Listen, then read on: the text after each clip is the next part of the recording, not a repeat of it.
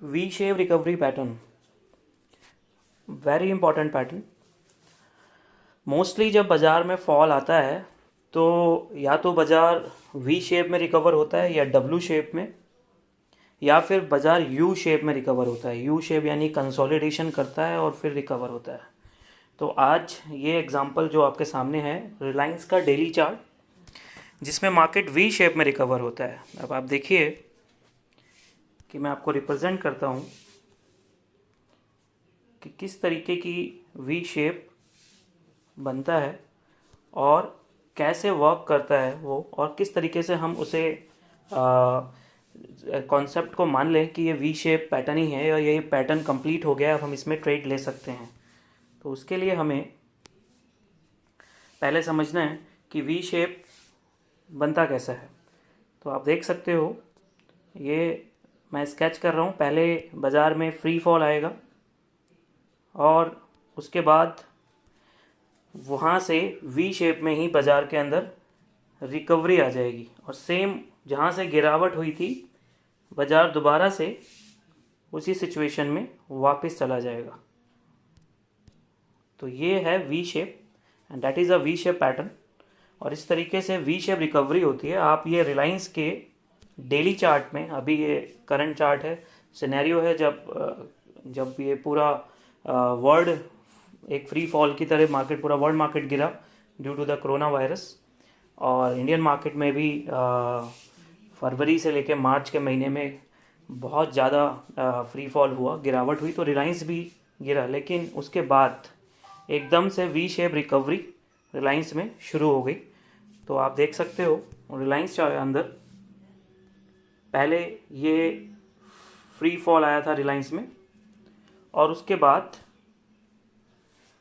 रिलायंस में good news आना शुरू हो गई।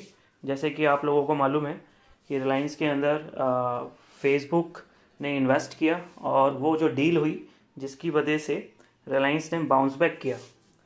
लेकिन डील बहुत बाद में हुई, उससे पहले ही पैटर्न मेकिंग हो चुका था और वो पैटर्न जो बना है उसका शेप वी शेप है। तो कैसे माने कि ये वी शेप है? तो इसको हम वी शेप रिकवरी इसलिए कहेंगे क्योंकि आप देख सकते हो at the end of that trend, यानी कि बिल्कुल लास्ट में यहाँ पे एकदम से नेक्स्ट टू कैंडल ग्रीन बन गई। मोस्ट ऑफ द केसेस, इस केसेस को, ये एक रेयर केस है रिलायंस का जहाँ वी शेप बना है। वैसे मोस्ट ऑफ द केसेस में वी शेप के अंदर लास्ट कैंडल या लास्ट की को किन कैंडलों के अंदर लोअर शेडो बहुत लंबी बनती है, बट यहाँ पे शेडो इतनी लंबी नहीं है, लेकिन उसके बावजूद रिकवरी हुई है। तो ऐसे में कैसे रिकॉग्नाइज करें कि ये वी शेप है? तो उसके लिए हम एक इंडिकेटर का हेल्प ले सकते हैं। मैं यहाँ पे आपको मूविंग एवरेज यूज़ करता हूँ और मूविंग एवरेज में 13 पीरियड की यूज़ कर रहा हूँ। सिंपल है और क्लोज प्राइस पे ही लेनी है। और मैं इसका कलर चेंज कर देता हूँ जिससे कि आपको ईजिली दिखाई दे। आप देख सकते हो ब्लू कलर की moving average and this chart, जब प्राइस फ्री फॉल हुआ था और उसके बाद रिकवरी आई, और ये रिकवरी की जो कैंडल है, बाउंस बैक जो हुआ वी शेप में, ये कैंडल बहुत ही बड़ी कैंडल है और ये कैंडल क्लोज हुई मूविंग एवरेज के ऊपर एट द टाइम ऑफ 1075। तो this time we can say कि it may be a V shape और it may be a W shape, but you तो नहीं है। यू होता तो नीचे ही कंसोलिडेशन होता रहता मूविंग एवरेज के, बट ये वी शेप हो सकता है। तो उसके लिए हमें क्या करना है, मूविंग एवरेज को बेस मान के ही ट्रेड लेना है। तो हमने यहाँ ट्रेड अपना एक्टिव किया 1075 के आसपास, and for the V shape जहाँ से भी फॉल आया है, फॉल इज अराउंड 1508 रुपीज़ और वी कैन से 9 रुपीज़। तो वापसी भी वहीं तक जाएगा, वी शेप का ये टारगेट होता है। तो आपका जो मेजर टारगेट है वो जहाँ से फॉल आना शुरू हुआ था 1578 रुपीज़ के आसपास से वहीं वापस होगा। लेकिन मूविंग एवरेज हमने इसलिए लगाया कि इसको यूज़ कर आप अपना स्टॉप लॉस जो है वो कैरी कर सकते हो और उस स्टॉप लॉस के बेस पे ही अपने ट्रेड को आगे कंटिन्यू रख सकते हो। तो ये जो स्टॉप लॉस है मूविंग एवरेज तब तक रहेगा जब तक कि मूविंग एवरेज के नीचे प्राइस क्लोज नहीं हो जाता। तो जब भी वी शेप बना, आपने एंट्री ले ली और आपने अपने ट्रेड को कंटिन्यू रखा। एट द एंड अगर ये मूविंग एवरेज को क्रॉस कर देता है नीचे की ओर तो हम एग्जिट कर जाएंगे, अदरवाइज ये वी शेप पैटर्न है। तो बड़ा इजी है, 13 मूविंग एवरेज को इस्तेमाल करके आप इस पैटर्न को कैच कर सकते हो।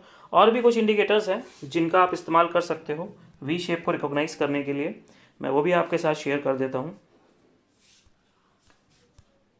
आपको क्या करना है, आप पैराबोलिक SAR को भी यूज़ कर सकते हो। देखिए ये डॉटेड पॉइंट्स में पैराबोलिक SAR है, और किस तरीके से जब बाज़ार नीचे आया तो ये डॉट्स ऊपर की ओर बने हुए थे, और जैसे ही ब्रेकआउट हुआ, आप यहाँ देख सकते हो ये डॉट अभी भी ऊपर है, और ये लास्ट डॉट है एट द टाइम ऑफ 1029, और कैंडल उसके ऊपर क्लोज हुई और डॉट नीचे शिफ्ट हो गया, और उसके बाद से अभी ये डॉट नीचे ही कैरी हो रहे हैं। इसका मतलब ये वी शेप रिकवरी है, और ये वी शेप का टारगेट 1508 के आसपास रहेगा, अनटिल कि ये अपने डॉटेड लेवल से नीचे ना आ जाए। अगर डॉटेड लेवल से नीचे आ जाएगा तो हमें एग्जिट करना पड़ेगा। तो this type of pattern is called V shape recovery, और ऐसा बहुत सारे स्टॉकों में अभी अक्सर हुआ है। पिछले ही दिनों में या हाल ही के दिनों में आपने देखा होगा बहुत सारे स्टॉक गिरे और फ्री फॉल होने के बाद रिकवर हुए, बाउंस बैक हुए। तो उसी बाउंस बैक को हम वी शेप पैटर्न कहते हैं। Thank you.